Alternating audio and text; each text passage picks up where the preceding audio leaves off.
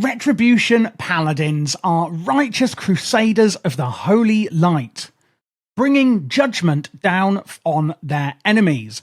I'm today going to show you how to succeed playing Retribution Paladin in Season 1 11.0 of The War Within at level 80. This is going to be really beginner friendly, explaining everything you need to know whether you're new to WoW, the class or the specialization, but also giving you everything you need to know if you are a veteran. Let's start off by looking at the stat priority. So we've got strength here. This is our main stat as a Retri Paladin. And we're going to get this by getting a higher and higher eye level or item level of gear. Don't worry too much about your secondary stat priority. Just worry about getting a higher and higher eye level to start with. This here is the general secondary stat priority that you should aim to loosely follow. But again, just get a higher eye level of gear and you're going to be fine. We should only really be looking at this if we're comparing an item of the same eye level.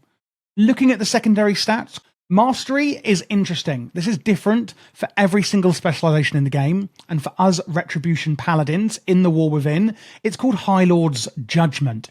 It's going to increase our holy damage done, and Judgment, a spell that we have, I'm going to show you in a second, has a chance to blast the target with light, dealing damage. And that's going to have a higher and higher chance and a higher amount of holy damage for the more mastery we do.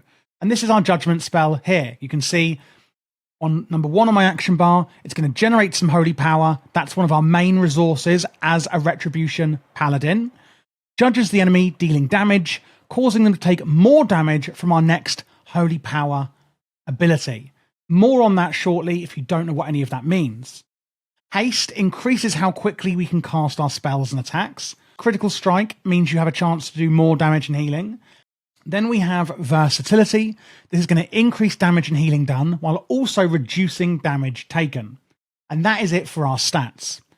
Now, very quickly looking at our set bonus on our gear for Season 1 of the War Within.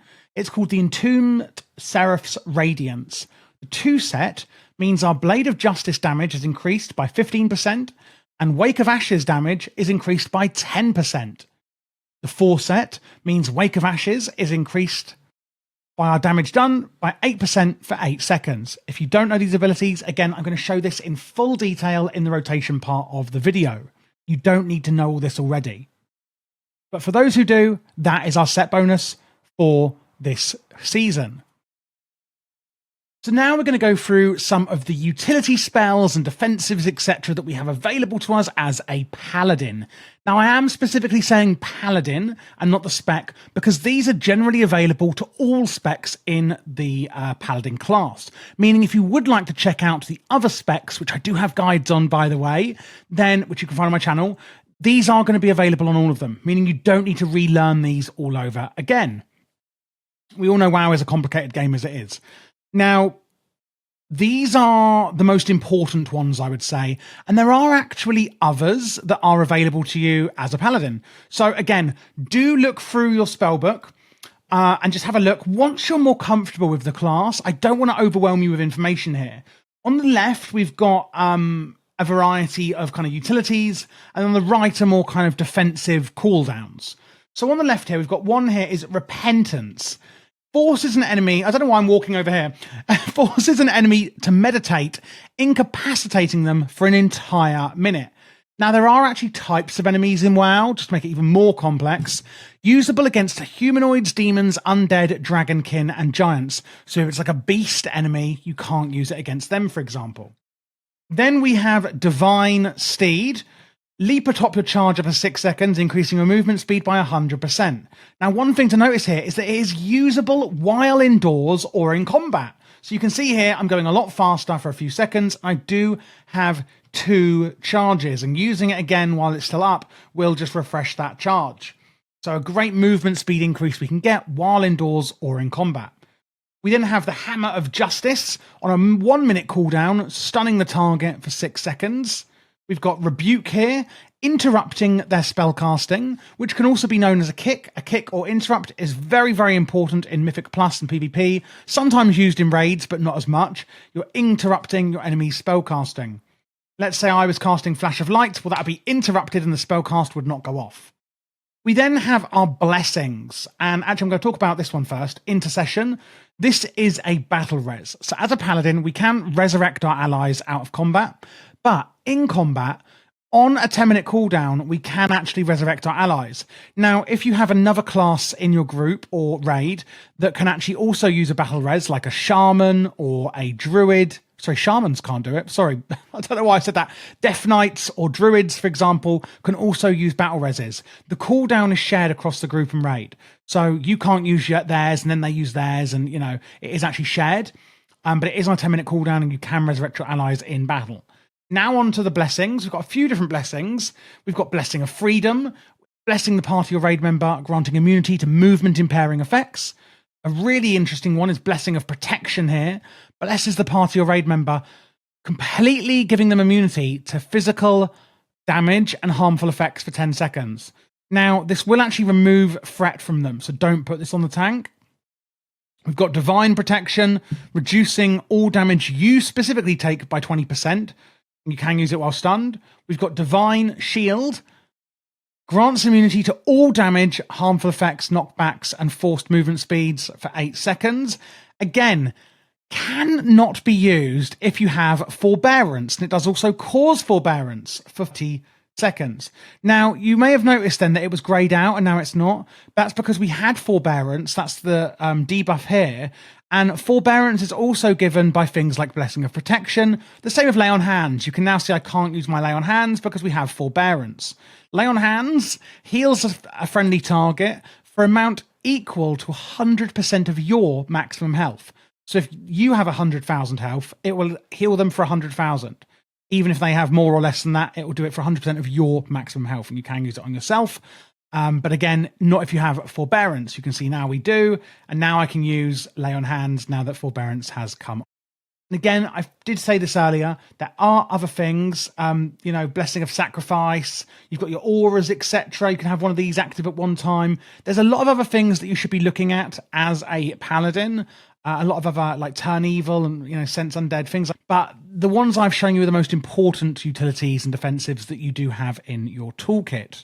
So again, once you're more comfortable with the spec, feel free to just go through your spellbook and kind of see what you have. And also on the left-hand side of your talents, the Paladin talent tree, that's where a lot of these come from as well. So just have a look through there and see kind of how things work together.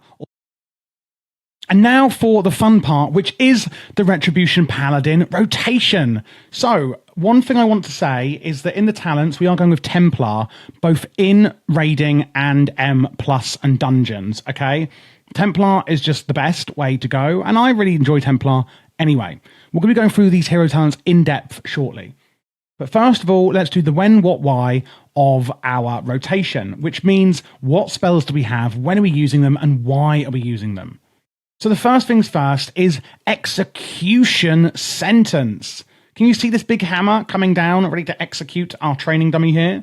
Well, it's a hammer that slowly falls from the sky, and after 12 seconds, they suffer from 20% of the damage taken from all of your abilities during that time. So all the damage that I'm doing, which is not much because my hands are here and not on the buttons, but all of the damage that they're taking as that hammer is falling will then basically 20% of it will then all be done again by that hammer, which is a really cool way to do things.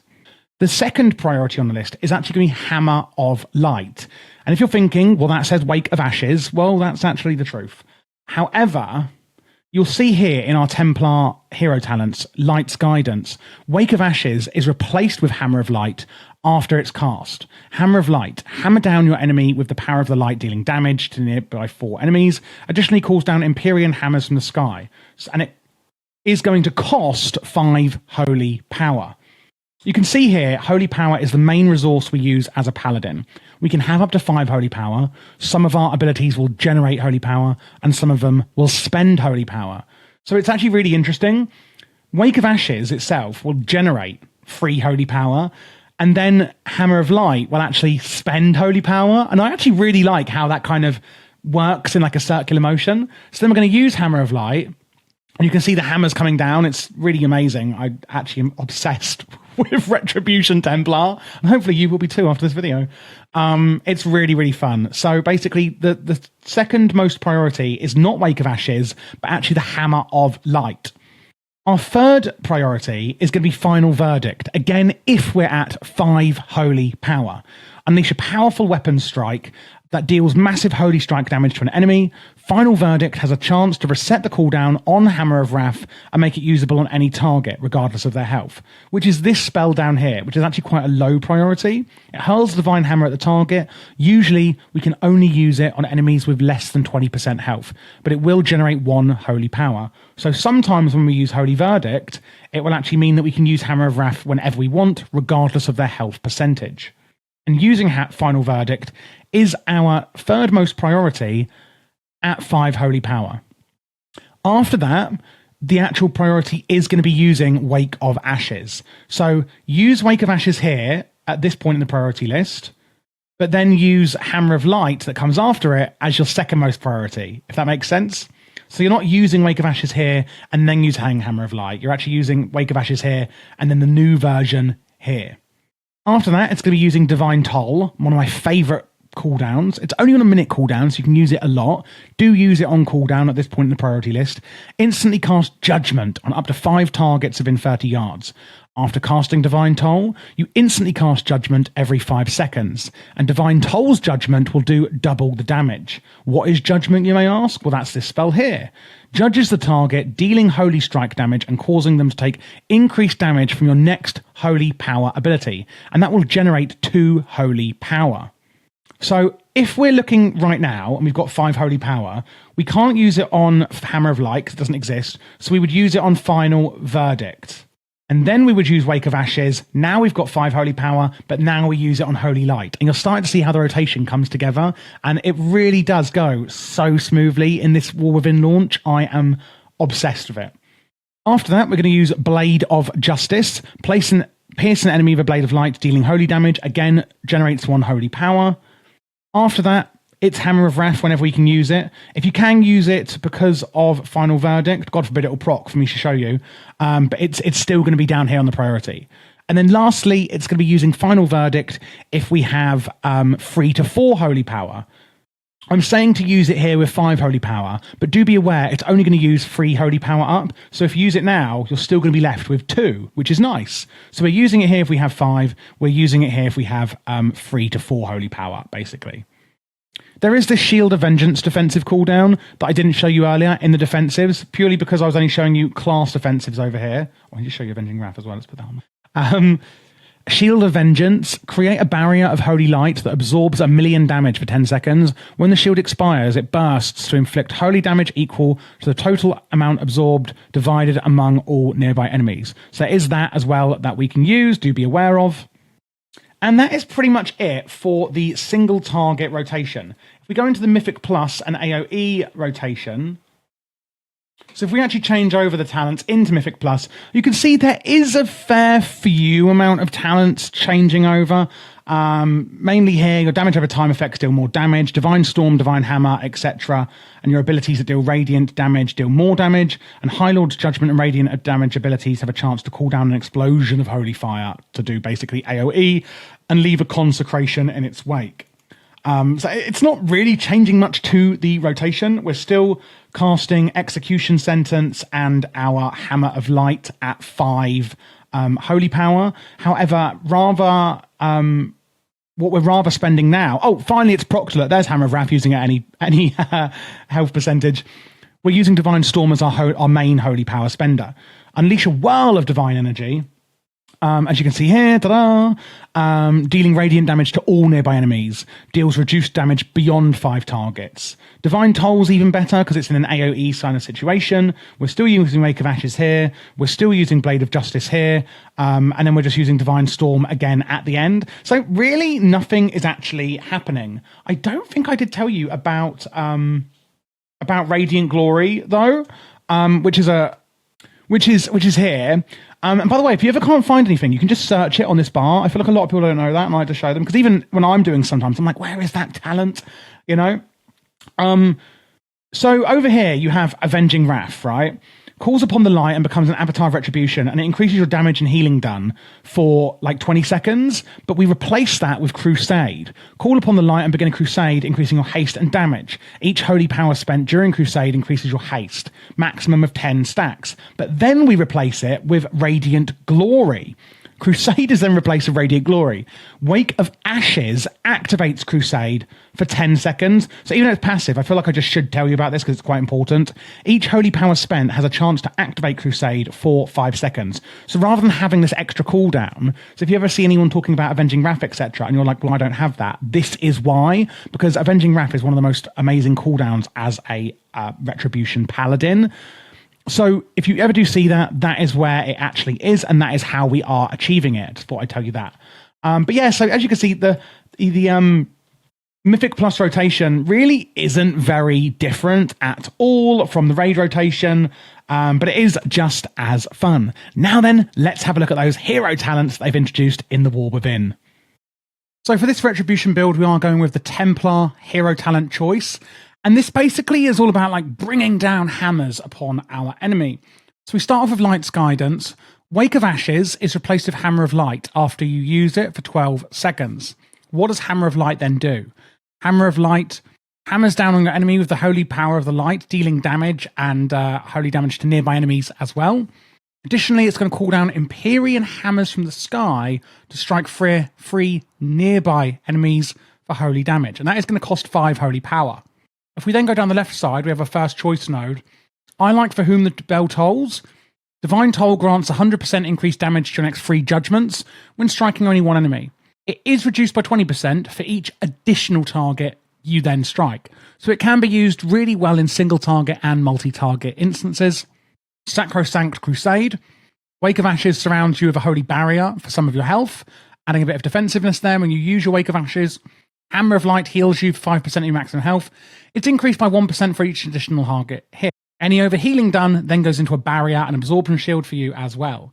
I then go for Sanctification. Casting Judgment increases the damage of Empyrean Hammer by 10% for 10 seconds, and they can overlap. We've got Shake the Heavens here. After casting Hammer of Light, you call down an Empyrean Hammer on a nearby target every 2 seconds for 8 seconds. So again, it's happening passively. And I do just want to say, like, this is all built into the rotation I've already shown you. So don't worry if this does sound like confusing or overbearing. I just kind of wanted to go through the hero talents in a bit more detail because they are the new hot thing that we're getting in the War Within. We've also got Crusader Strike, Hammer of Wrath, and Blade of Justice. Extend the duration of Shake the Heavens. Templar's Verdict, Divine Storm, and Divine Hammer call down an Empyrean Hammer on a nearby enemy. While Shake the Heavens is active, this effect will call down an additional Empyrean Hammer. Then on the right, we have Wrathful Descent. When the hammer critically hits, the Empyrean one, 100% of its damage is also dealt to nearby enemies, and enemies hit by this effect deal reduced damage to you, which is nice. Here, we can go for Bonds of Fellowship or Unrelenting Crusade. You receive 20% less damage from Blessing of Sacrifice. If you're using it, then cool. If you're not, then really just go for Unrelenting Charger, not Crusade, where Divine Steed is better, basically. And then here we've got Undisputed Ruling. Hammer of Light applies judgment to its targets and increases your haste, which is really nice. And then Light's Deliverance. So when you gain a stack of Light's Deliverance, you're going to call down an Empyrean Hammer. While Wake of Ashes and Hammer of Light are unavailable, so on cooldown, etc., you consume 60 stacks of Light's Deliverance, empowering yourself to cast Hammer of Light an additional time for free. Duplicating your attacks, basically. There's a lot of that going around in hero talents. I think it's a bit lazy with Blizzard because they are putting us into a lot of hero talents.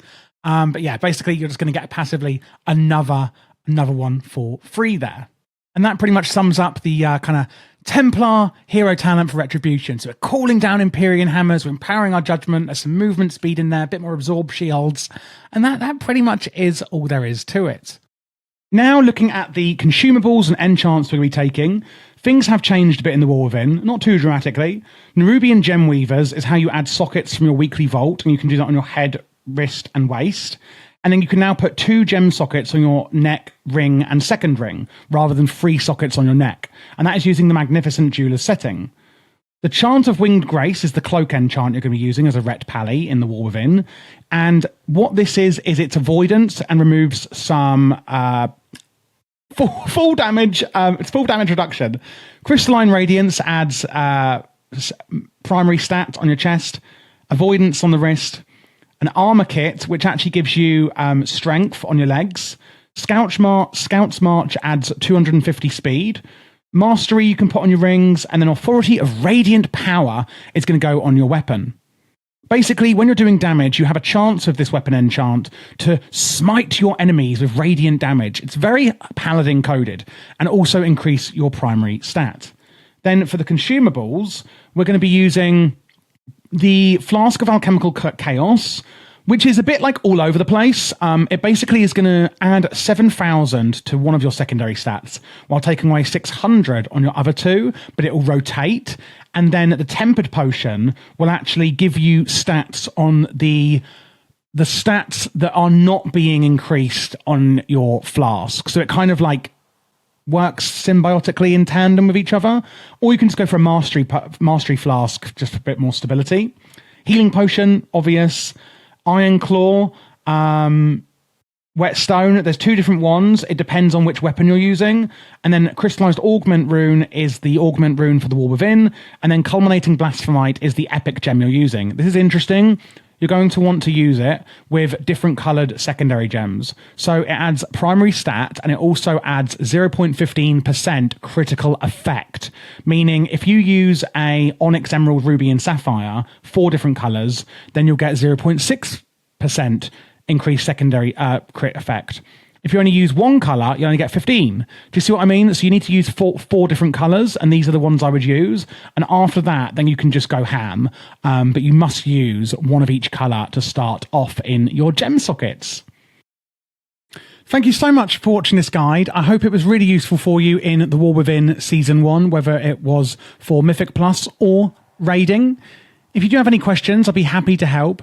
My Patreon is in the description below, and that is where you can find my LVUI profiles, which I'll show you in a second.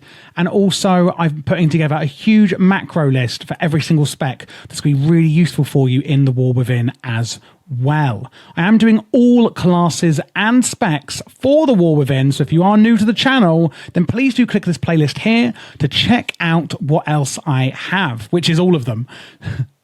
There will also be PvP guides on this channel as well for War Within Season 1, so make sure to look out for that.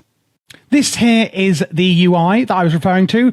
As you can see, we've got target frames, etc., left and right, and raid frames go in the middle here, and then weak auras in the middle with an action bar down here. Chat is behind where my camera is. Minimap and details, etc., are here on the right. All of the plater profiles, the voodoo, the LVUI, etc., details profile has all been made by me. And again, you can get this on my Patreon should you like it.